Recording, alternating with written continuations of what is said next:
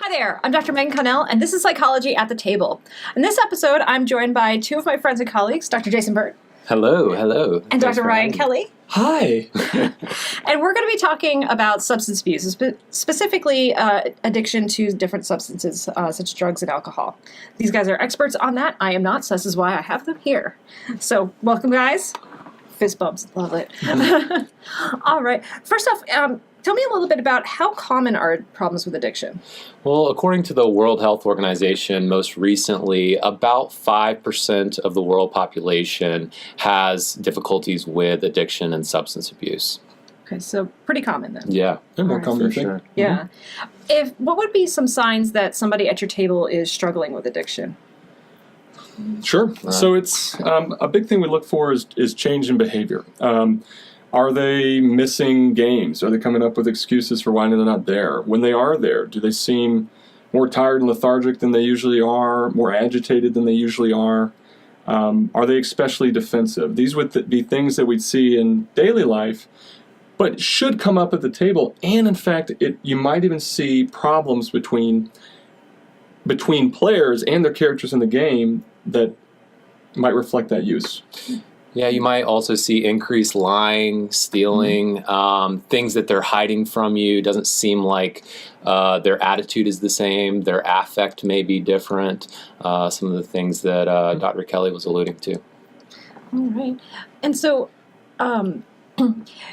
when someone's a player and they're having addiction, what would be some issues, like things that might be triggering to them, difficult topics that might come up in a game, things just to be aware of? If, like, say one of your players has been struggling with addiction or had that in their past, so like... They're pursuing sobriety. Yeah, they're pursuing sobriety, you want to support that, and you don't want to, remind them of stuff from their past or things like that.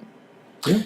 Well, I think Ryan and I have talked about kind of the glorification of alcohol use or substances in some games, particularly characters who might be drunkards.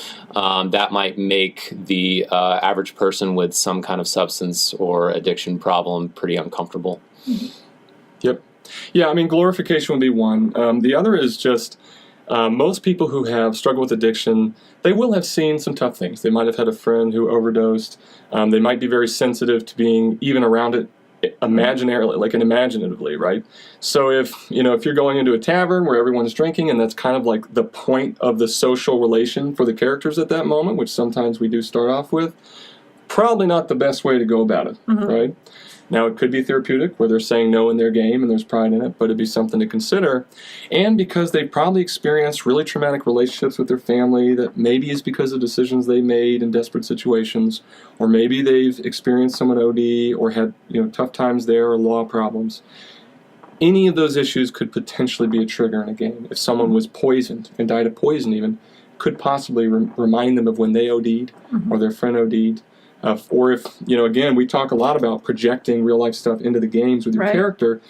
If they have maybe a mentor character or younger and represents a parent, and all of a sudden they're crying at your table because of interactions they're having with that person, consider there's probably real substance to it and address it as a GM. Yep. Privately. Yeah, privately, not in front of everybody. Let's talk about your parental issues in front of the rest of the Right. That's good. If you do have a player who's trying to live sober and engage in sobriety, what are some good things that you can do to help support that and make sure that that's a positive thing at the table? Well, just piggybacking off of what Ryan was saying, definitely talking to them more privately, not bringing it up with a large group of people. Within the gameplay itself, having morally based characters, people who are more heroes based that stay away from drugs and alcohol, kind of gives the balance between good and evil, and could also make the person feel more comfortable and continue wanting to play. Yeah, I think having that relative moral compass of like a lawful good paladin or something who's a little square edge would be awesome. And it would also be really neat, now we've not done this, but it would be really neat to have like resources in game, like for people who struggle with alcohol, characters who struggle with alcohol or substances, where there would be resources in the game and a supportive community within the game. Yeah. And something that just kind of came to my mind too is like alcohol was consumed a lot because it was sometimes the safer thing to drink than water. Yeah. But in a D&D world with magic, You don't have that concern. No. I didn't know that, Megan. The more you know. The more you know. With Megan Cannell.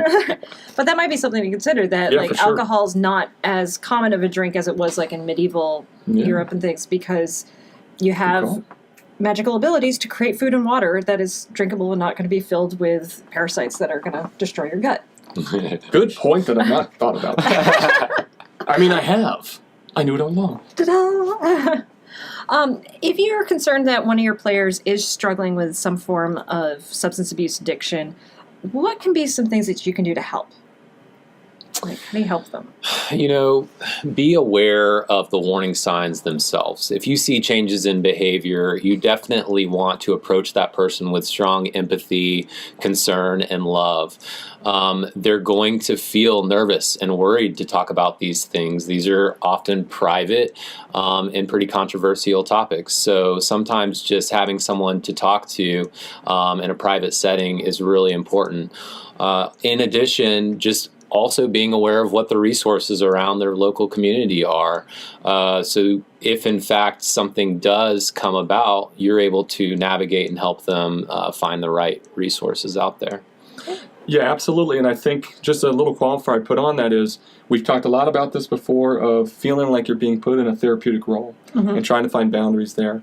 Don't hesitate to provide resources, but if you feel like it's starting to get a little odd as far as how much they're coming to you and it starts to feel therapeutic, just be aware of that, and consult people in the community, maybe your friends. Yeah. And to that note, what are some good resources for GMs or other players who are wanting to know more about addiction and how to help and things like that? There's a lot of great nationwide organizations. The National Institute of Drug Abuse has a lot of great information and resources on their websites.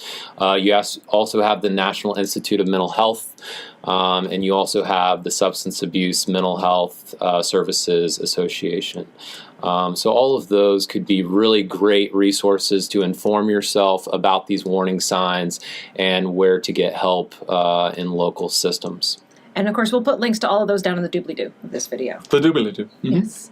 Awesome. Well, thank you guys so much for coming. If you have other follow-up questions or things, you can hit us up on Twitter or leave comments below. And as always, let's make space at the table for everyone. Hooray! 555.